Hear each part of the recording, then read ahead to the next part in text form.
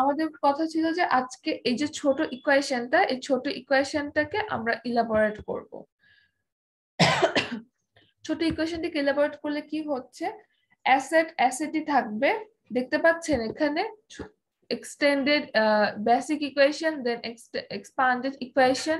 Basic equation asset equals to liabilities plus owner security, and expanded equation কি হচ্ছে asset equals to liabilities plus owner security টাকে হচ্ছে আপনি extend করছেন শুধুমাত্র। owner security কি হচ্ছে, owners capital এর সাথে ডিডাক্ট হচ্ছে owners drawings plus revenues minus expenses.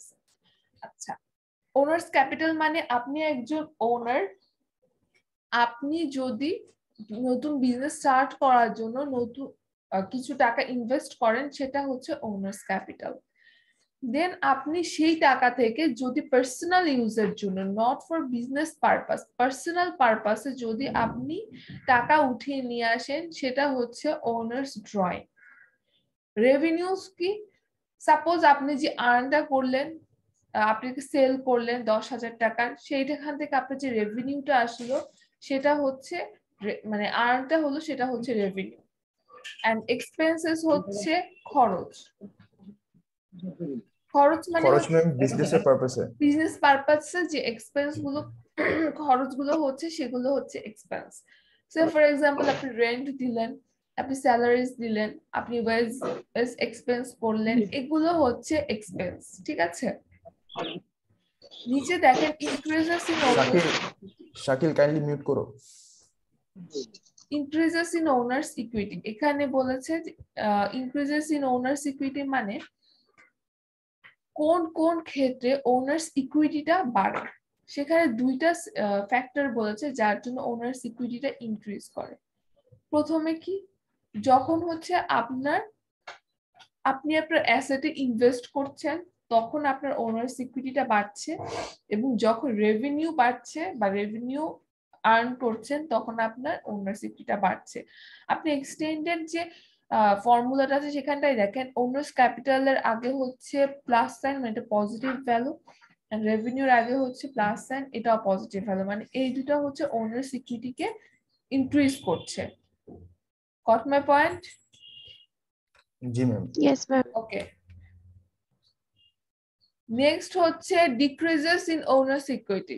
কখন দুইটা ফ্যাক্টর যা হচ্ছে ওনার্স ইকুইটিকে রিডিউস করে, মানে কমিয়ে দেয়। তার মধ্যে একটা হচ্ছে ড্রয়িংস আর একটা হচ্ছে এক্সপেন্সেস। এই দুইটা বিষয় হচ্ছে দেখেন ওনার্স ইকুইটির যে এক্সটেন্ডেড ফর্মুলা সেখানে নেগেটিভ সাইন দেয়া, মানে এটা হচ্ছে ডিডাক্ট করে। দেখেন ড্রয়িংস কি, an owner may withdraw cash or other assets for personal use, and expense কি, expenses are the cost of assets consumed or service used in the process of earning revenue। ঠিক আছে, এরপর দেখেন কিছু এক্সপেন্সের example দেয়, salaries expense, rent expense, utilities expense, এরকম। ঠিক আছে, বুঝতে পেরেছেন আপনারা? জি ম্যাম। এক্সটেন্ডেড ফর্মুলাটা বুঝেছেন? এক্সটেন্ডেড ফর্মুলা বুঝলেই হবে, সেটা যদি বুঝতে পারেন আপনারা হচ্ছে পরের ডিসকাশন যখন এমনি বুঝতে পারবেন। আচ্ছা, এখন এখানে একটা জিনিস বুঝতে পারছি না, এখানে ওনার্স ক্যাপিটাল আর ওনার্স ড্রয়িংসটা এটা আরেকবার একটু বলবেন, মানে তাহলে একটু ক্লিয়ার হতো। এক্সপ্যান্ডেড ইকুয়েশনে ম্যাম। বুঝেছি, ওনার্স ক্যাপিটাল মানে হচ্ছে আপনি একজন ওনার, আপনি আপনার বিজনেসে যে টাকাটা ইনভেস্ট করছেন বা করেছেন সেটা হচ্ছে ওনার্স ক্যাপিটাল। আপনি টাকাটা দিয়েছেন সেটা, আর আপনি যদি টাকাটা নিয়ে যান সেটা হচ্ছে ওনার্স ড্রয়িং। মানে কোনো বিজনেস পারপাসে যদি আপনি টাকাটা উঠান, পার্সোনাল ইউজের জন্য যদি আপনি টাকাটা উঠান, ম্যাম উইথড্র করলে সেটা হচ্ছে ওনার্স ইকুইটিতে পড়তেছে ma'am. Owners drawing, withdraw drawing, জি ম্যাম। পার্সোনাল ইউজার বিজনেস ইউজের জন্য ড্রয়িং করলে সেটা ওনার্স ড্রয়িং হবে না, পার্সোনাল ইউজের জন্য। জি ম্যাম, বিজনেস পারপাসে উইথড্র করলে তখন জি সেটা ম্যাম, এক্সপেন্সেস এবার আন্ডারে বুঝতে চলে পেরেছি। যাবে। হ্যাঁ, এক্সপেন্সের জন্য চলে যাবে। জি ম্যাম, এখন বুঝতে পেরেছি। আচ্ছা, এরপর আমরা হচ্ছে যে এক্সটেন্ডেড ফর্মুলাটা আছে, এই ফর্মুলাটাকে ইউজ করে আমরা কিছু কি বলে কিছু অ্যানালাইসিস করব, ট্রানজাকশন অ্যানালাইসিস। ঠিক আছে, আপনারা দেখেন অ্যাসেট বিভিন্ন রকমের হয়। অ্যাসেটটাকে হচ্ছে সেগ্রিগেট করেছে, cash plus accounts receivable plus supplies plus equipment, যে কোনো ধরনের অ্যাসেটই এখানে আসতে পারে।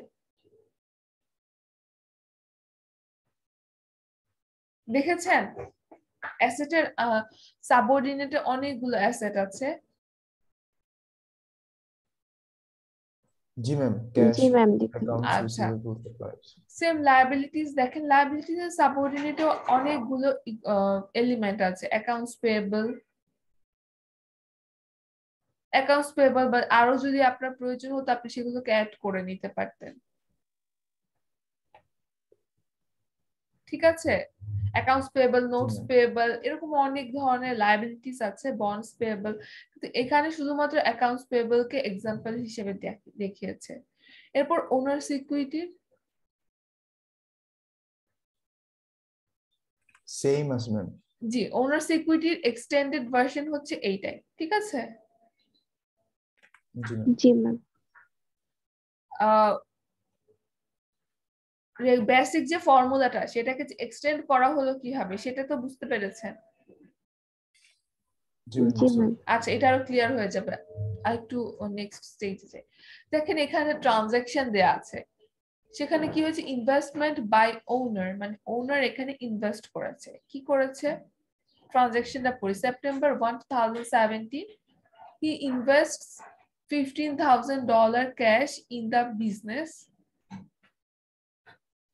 মানে কি 15,000 টাকা, ডলার না পড়ি, 15,000 টাকা ইনভেস্ট করেছে বিজনেসে।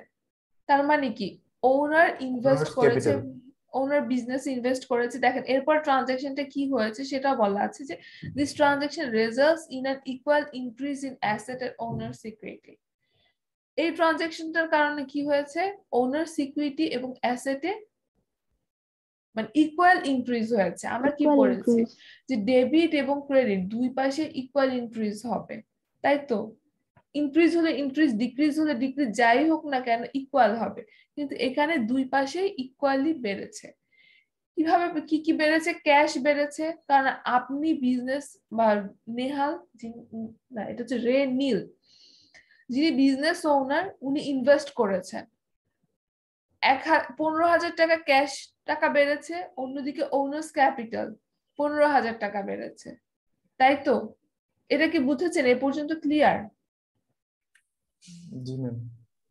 জি ম্যাম, এত কনফিউশন নিয়ে বললে হবে না, কনফিডেন্টলি ম্যাম বলেন। ক্লিয়ার হয়নি ম্যাম ম্যাম, যে আরেকবার বিষয়টা একটু আমি মানে কনফিউজ, সেটা হচ্ছে ম্যাম $15,000 ইনভেস্ট করলো, ঠিক আছে, সেটা ওনার সিকিউরিটিতে ওনার্স ক্যাপিটাল হিসেবে কাউন্ট হবে, সেটাও বুঝলাম। কিন্তু যেই অ্যামাউন্টটা ইনভেস্ট করতেছে সেটা আবার কিভাবে অ্যাসেটস এর ক্যাশটা বাড়ায় দিচ্ছে, সেই বিষয়টা আহ,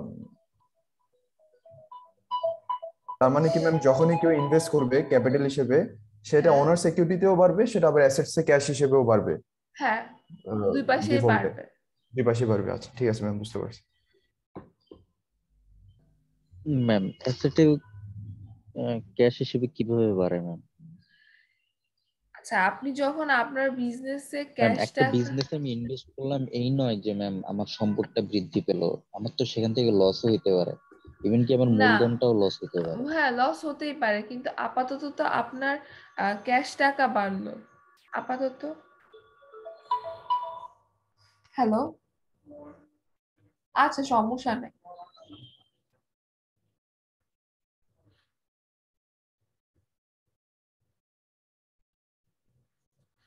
আচ্ছা এক সেকেন্ড একটু হোল্ড করেন।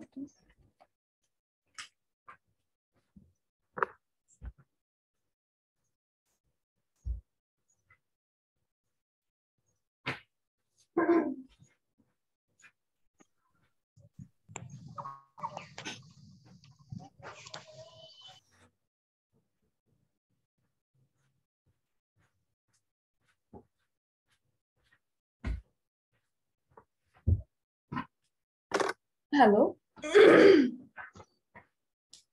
জি ম্যাম, শুনতে পাচ্ছি। আচ্ছা শোন, আপনি যখন বিজনেসে ক্যাপিটাল ইনভেস্ট করবেন তখন আপনার ক্যাশ টাকা বাড়ছে, এটা তো ট্রু। আপনি লস করবেন নাকি প্রফিট করবেন, it will be happen in future. কিন্তু এখন কি হচ্ছে আপনাকে এটা কনসিডার করতে হবে। আপনি এখন 15,000 টাকা বিজনেসে ইনভেস্ট করলেন, তার মানে 15,000 টাকা আপনার বাড়ছে। বুঝেছেন এটা? জি ম্যাম, বুঝতে পারছি। দ্যাটস ওয়াই আপনি ক্যাশে ইনক্রিজ করছেন।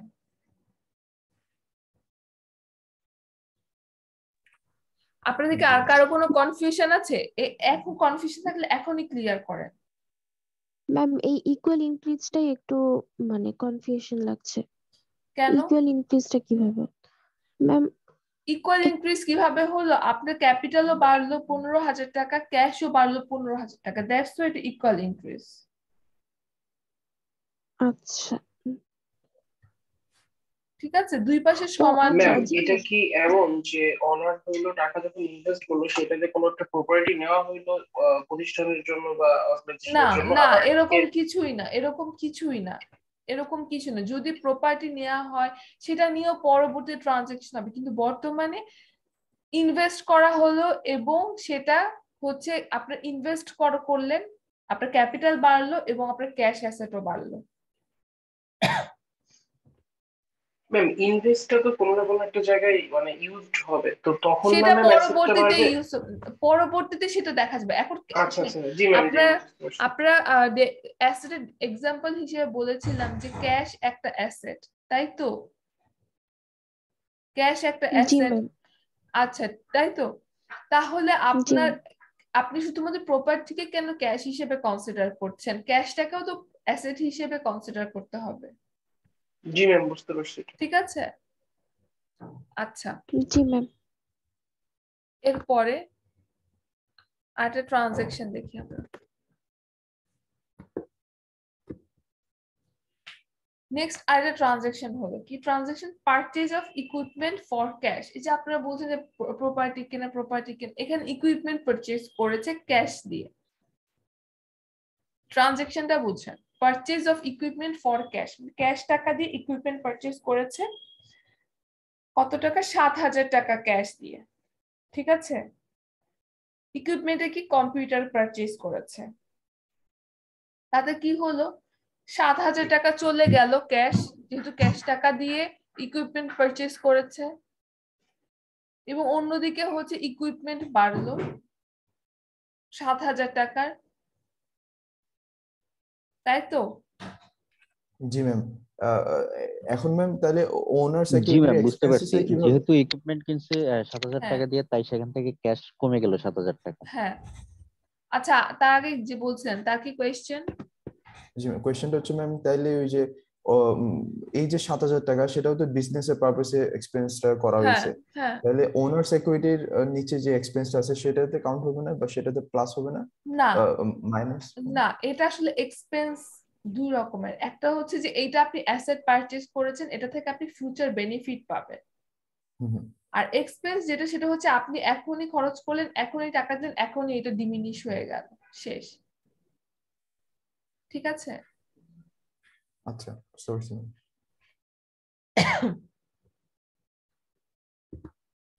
দেন purchase of supplies on credit. Purchase of supplies on credit মানে হচ্ছে আপনি কিছু সাপ্লাইজ কিনেছেন বাকিতে, ক্রেডিট মানে হচ্ছে বাকিতে। What means by supplies? Supplies হচ্ছে ছোটখাটো কোনো কিছু, মানে সাপোজ অফিসের জন্য ক্যালকুলেটর, স্টেপলারের হচ্ছে পিন, কিংবা হচ্ছে পেপার, প্রিন্টারে যে কার্ট্রিজ ইউজ করি সেইটা, এই টাইপের ছোটখাটো বিষয় যেগুলো ইউজ করা হয় সেগুলো হচ্ছে সাপ্লাইজ। ঠিক আছে, তো এই সাপ্লাইজ কেনা হয়েছে ক্রেডিটে। এখন এটা ট্রানজেকশনটা দেখেন, ক্রেডিটে মানে হচ্ছে আপনি টাকা দেননি, আপনার কাছ থেকে কেউ টাকা পাবে, তার মানে হচ্ছে আপনার কাছ থেকে যখন মানুষ টাকা পাবে আপনার অ্যাকাউন্টস পেয়েবল বাড়বে, তাই তো? সেটা লায়াবিলিটি হিসেবে কাউন্ট হ্যাঁ, হবে। জি লায়াবিলিটি মানে অ্যাকাউন্টস পেয়েবল আপনার বাড়বে। অন্যদিকে আপনার অ্যাসেট বাড়ছে, অ্যাসেট মানে কি? সাপ্লাইস আপনার বাড়ছে, তাই তো? জি ম্যাম। আচ্ছা, আপনি একটা জিনিস খেয়াল করেন, 1 নাম্বার ট্রানজেকশনে 15,000 টাকা অ্যাসেট পাশে বেড়েছে, অ্যাসেট মানে, আর অন্য পাশে লায়াবিলিটিস এন্ড ওনার্স ইকুইটি পাশে হচ্ছে বেড়েছে, মানে দুই পাশে সমান আছে, বেড়েছে, এই পাশেও বেড়েছে, লেফট এন্ড রাইট। সেকেন্ড দেখেন, ক্যাশ 7,000 টাকা কমেছে সেকেন্ড ট্রানজাকশনটাই অ্যাসেটে, আবার ইকুইপমেন্টে 7,000 টাকা বেড়েছে, প্লাসে মাইনাসে কাটাকাটি করলে সেখানে জিরো চলে আসে, তার মানে হচ্ছে এগেইন এটা ব্যালেন্স ইকুয়াল। ঠিক আছে? জি ম্যাম।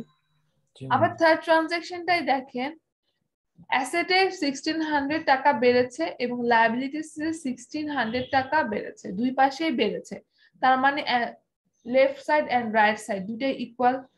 যে কথাটা একদম শুরুতে বলেছিলাম যে asset equals to liabilities plus owner security, অবশ্যই অবশ্যই অবশ্যই ইকুয়াল হবে। এটা কি প্রুফ করা গেল? জি ম্যাম। আচ্ছা, আপনাদেরকে যদি কখনো পরীক্ষায় জিজ্ঞাসা করা বা বলা হয় যে প্রুফ করেন how asset equals to liabilities plus owner security, তখন কিভাবে করবেন? কেউ একজন অ্যান্সার করেন। এভাবে একটা টেবুলার আকারে এক্সাম্পল দিয়ে দিব। টেবুলার আকারে এভাবে দিবেন? এভাবে দিলে তো হবে না, কিছু জিনিস এক্সট্রা অ্যাড করতে হবে। ফার্স্ট আপনাকে লিখতে হবে asset equals to liabilities plus owner security, এটা বেসিক ফর্মুলা, দেন এটা এক্সটেন্ডেড ফর্মুলা কি, তারপর আপনি এখান থেকে দুইটা তিনটা ট্রানজাকশন নিয়ে আপনার মতন করে আপনি সেটাকে হচ্ছে এক্সাম্পল হিসেবে ম্যাম ইমপ্লিকেশন ফার্স্টে ডিফাইন করে স্ট্রাকচারটা দিয়ে তারপরে একটা এক্সাম্পল দিয়ে এভাবে দিলে হবে। হ্যাঁ, দুইটা তিনটা এক্সাম্পল দিবেন। হ্যাঁ, আর আপনাদের তো ডিফারেন্ট ম্যাথ আসতেই পারে, সেটা অন্য বিষয়, ম্যাথ না সেটা কোনো বিষয় না। আচ্ছা,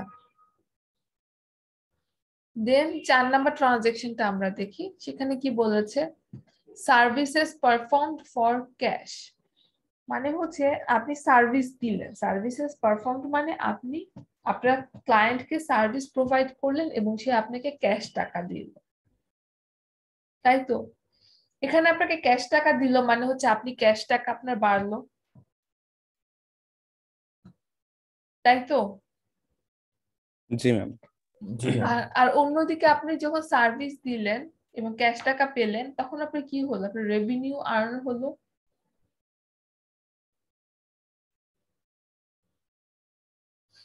দেখেন রেভিনিউ পাশে 1,200 টাকা অ্যাড করা হয়েছে, ঠিক আছে?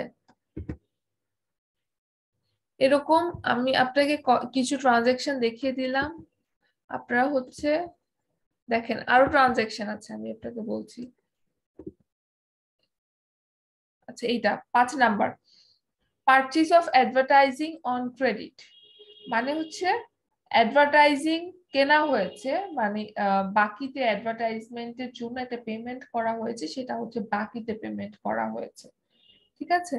তাহলে যেহেতু বাকিতে, তার মানে আপনার অ্যাকাউন্টস পেয়েবল বাড়বে এবং অন্যদিকে আপনার এক্সপেন্স হলো। দেখেন অ্যাডভার্টাইজমেন্ট এক্সপেন্সটা কি?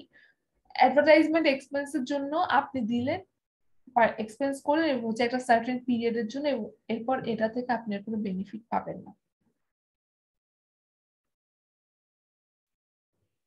5 নাম্বার ট্রানজাকশনটা বুঝেছেন কি হয়েছে?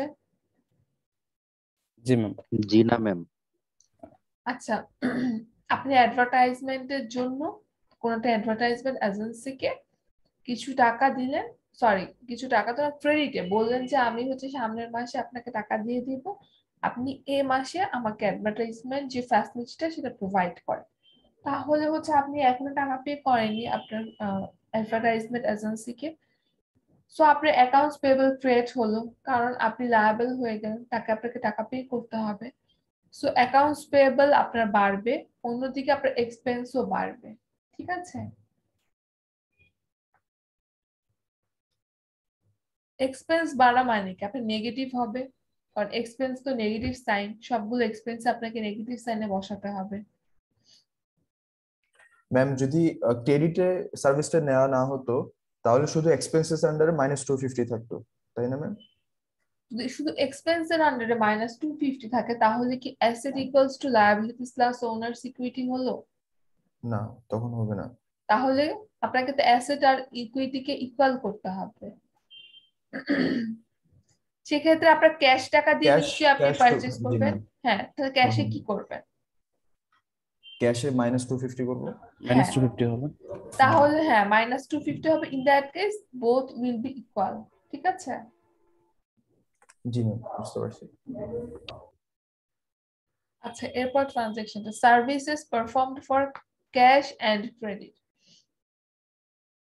Services perform for cash and credit মানে হচ্ছে আপনি সার্ভিস দিলেন, তার মধ্যে কিছু টাকা ক্যাশে দিল, কিছু টাকা ক্রেডিটে দিল। ঠিক আছে? ক্রেডিট মানে হচ্ছে যেটার জন্য আপনি পরবর্তীতে পে করতে হবে। দেখেন, SoftBite performs 3,500 of services. The company received cash 1,500 from customers and it bills the balance 2,000 on credit on account.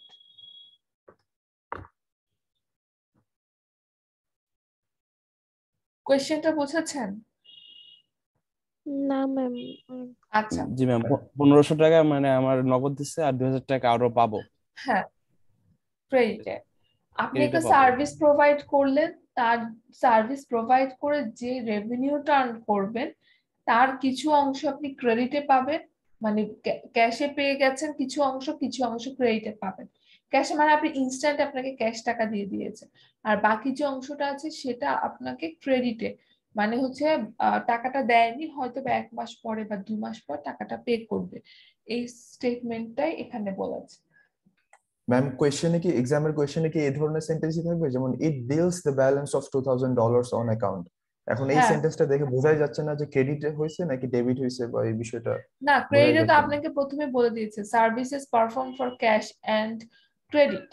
ঠিক আছে, এটা বলার পরে এরপরে দেখেন আপনাকে বলেছে যে the company receive cash of 1,500, ও আচ্ছা, মানে জি ক্যাশ ম্যাম, আপনি উপরেই আছে। 1,500। বলা থাকবে না কোশ্চেনে? হ্যাঁ অবশ্যই থাকবে। বলে থাকবে ভাবে। হ্যাঁ। হুম। আপনার জি। ট্রানজাকশন গুলো যেমন ভাবে দেয়া, কোয়েশ্চেন গুলো ঠিক এভাবেই হবে, এরকম ল্যাঙ্গুয়েজ বা এরকম টার্ম ইউজ করে হবে। ঠিক আছে? Okay ma'am. Okay ma'am. তাহলে এখানে আপনার এই ট্রানজাকশনটার জন্য কি হলো, আপনি ক্যাশ টাকা পাচ্ছেন 1,500 আপনার অ্যাকাউন্টস রিসিভেবল, আপনি যখন টাকা পাবেন তখন সেটা আপনার জন্য অ্যাসেট, সেটা অ্যাকাউন্টস রিসিভেবল।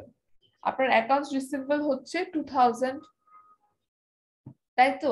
এবং আপনার রেভিনিউ হয়েছে 3,500। এটা কি বুঝেছেন? জি ম্যাম, এখন ম্যাম আমার পুরাটাই তো আমার মুনাফা, মানে আমার হ্যাঁ, লাভ। পুরো সো এই প্রফিট আগে হোক রেভিনিউ। আর পরে হোক আমি পুরোটাই পাবো আমি, সো এই হ্যাঁ পুরোটাই আমার এখানে রেভিনিউতে অ্যাড হবে, হ্যাঁ। এটাই।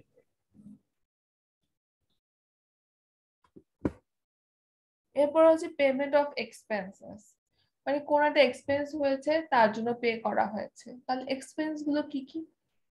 SoftBite Incorporation pays the following expenses in cash for September. Office rent, মানে সেপ্টেম্বরের জন্য কিছু এক্সপেন্স হয়েছে, তার মধ্যে প্রথমে আছে কি office rent, salaries and wages এবং ইউটিলিটিস। 3 ধরনের এক্সপেন্স দিয়েছে সেপ্টেম্বরের জন্য, সেটাকে রেকর্ড করতে হবে।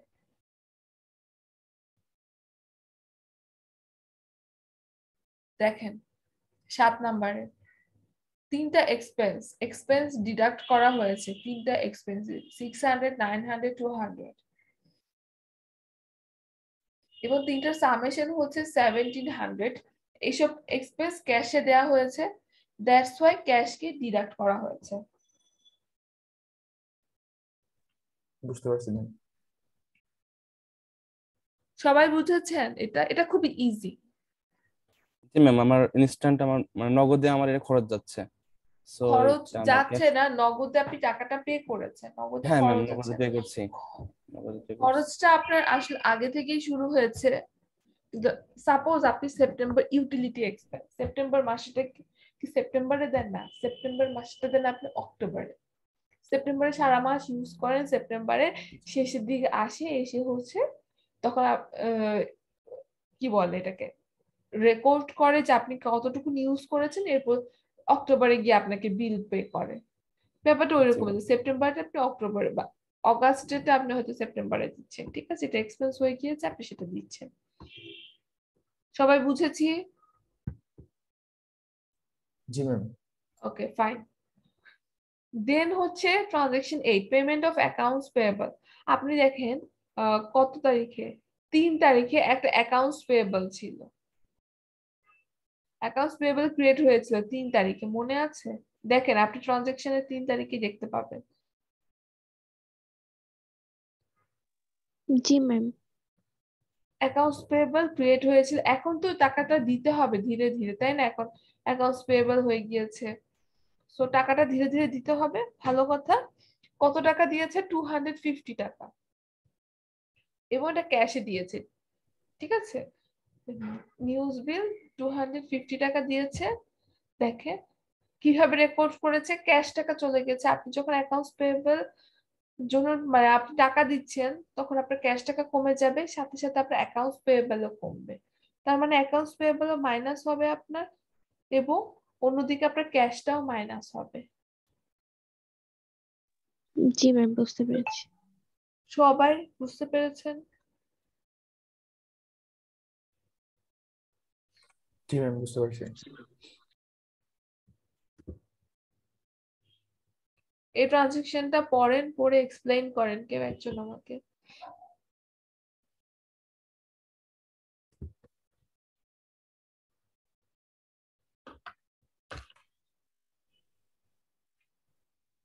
ম্যাম 6 নম্বরে ওই যে $2,000 পাওয়ার কথা ছিল একজনের কাছ থেকে, অ্যাকাউন্টস পাবে আর কি। তো সেটা কেউ একজন ইনস্টলমেন্টে দিবে বা দিচ্ছে, সেক্ষেত্রে 9 নম্বর ট্রানজেকশন এসে $600 সে রিটার্ন দিছে, যেটা হচ্ছে অ্যাকাউন্টস রিসিভেবল থেকে -600 হয়েছে, কিন্তু ক্যাশের এগেইনস্টে +600 হয়েছে। হ্যাঁ, ক্যাশ টাকা পেয়েছেন, সেই জন্য ক্যাশ বাড়লো। আর আপনি পেয়েছেন ক্যাশ টাকা পেয়েছেন, এই জন্য ক্যাশ বাড়লো। আর যেহেতু অ্যাকাউন্টস রিসিভেবল আপনার কমে গিয়েছে, তাই অ্যাকাউন্টস রিসিভেবলটা ডিডাক্ট হলো। এরপরে দেখেন 10 নাম্বার। 10 নাম্বার পড়েন, এটা খুবই সহজ। Withdrawal of cash by owner, owner cash উঠিয়ে নিয়েছে।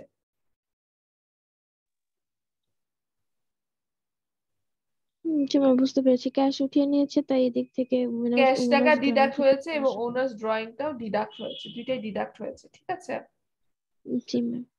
আচ্ছা, এখন আপনারা যেটা করবেন, আপনার তো ট্রানজাকশন যখন আপনাদেরকে ম্যাথ করতে হবে, তখন আপনার ট্রানজাকশন গুলো এন্ট্রি দেবেন।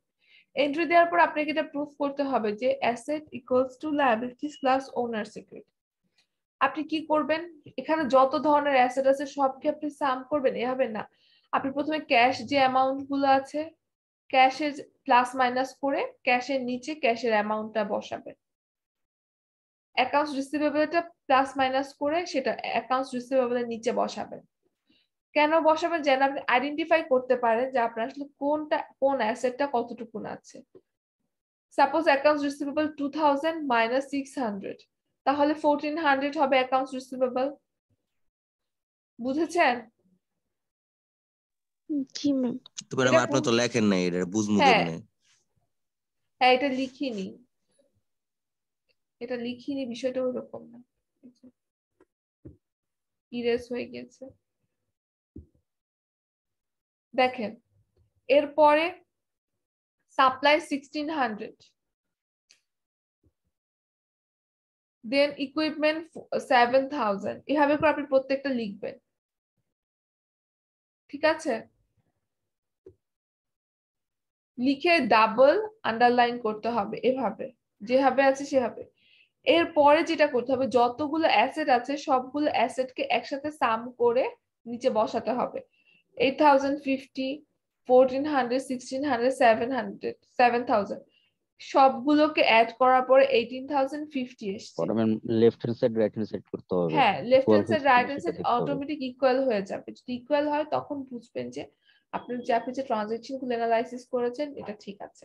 এবং ঠিক এভাবেই হবে আপনার ফরমেশনটা, ঠিক আছে। জি ম্যাম, বুঝতে পারছি।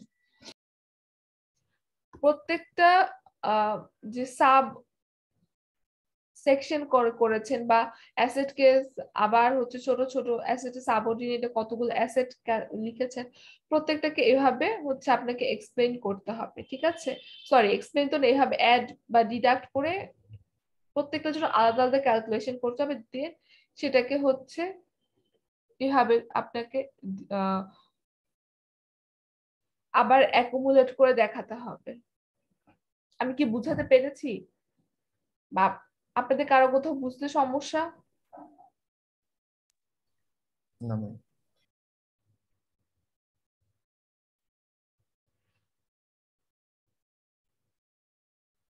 চিন্তা করেন আপনাদের কারো কি কোথাও বুঝতে সমস্যা আছে কিনা। এখান থেকে একটা কোয়েশ্চেন থাকবে, ঠিক আছে? Okay ma'am. মিডে আপনাদের তো মিড পরবর্তীতে ফাইনালে আসে, ফাইনালে ওই টপিক গুলো তার কভার হয় না নাকি কভার হয়? না ম্যাম, না মিডের ম্যাম, মিড টপিক হচ্ছে মিড আমাদের পর্যন্তই। সিলেবাস, মিড পর্যন্ত ফাইনালের একটা, আলাদা। হ্যাঁ মিড পর্যন্ত একটা, তাহলে আপনাদের মিডে একটা হচ্ছে আহ কি বলে এটাকে, ট্রানজাকশন হিস্ট্রি। মিডে এই টাইপের হচ্ছে একটা ট্রানজাকশন অ্যানালাইসিস থাকবে, ঠিক আছে? আচ্ছা, আমরা এই লিঙ্কটাতে আবার রিজয়েন করি। Okay ma'am.